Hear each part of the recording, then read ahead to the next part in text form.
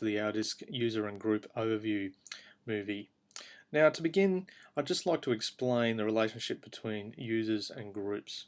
OurDisk works on a very tight security layer, with groups being the primary access point for all folders within the system.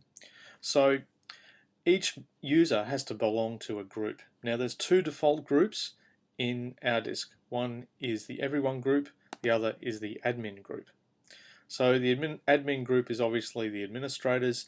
They can do everything within the system.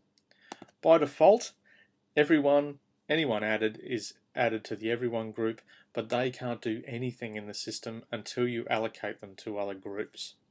So to add a new user, just hit the plus sign beside the user list, and you'll see their details appear on the right hand side. So give them a meaningful name and a valid email address. That's very important because that email address is their username to access the system.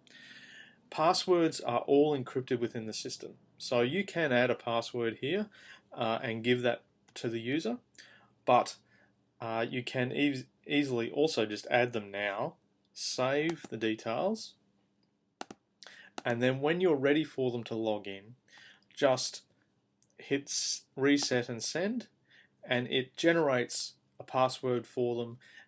They can overwrite that password when they log in for the first time, but it also sends them an automated email that introduces them to the OurDisk system and gives them the access details.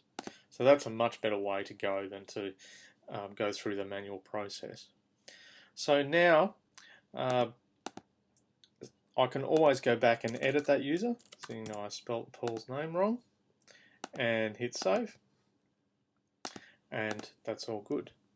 So now I need to create a group to add Paul to that group, and maybe Peter as well, to give them access to particular groups of files. So to do that, hit the plus sign next to the groups area and double click on that new group highlighted area, my test group, give it a name, and there it is done. Now you'll notice that there's no users in that group at the moment. So all you need to do is go back to the everyone group and drag and drop the users that you want to belong in that system. And so now you can see in the My Test group, Paul and Peter Smith belong in that group. If I need to remove them from groups, simple case, highlight the user, hit the minus sign. Now that will just remove them from that group.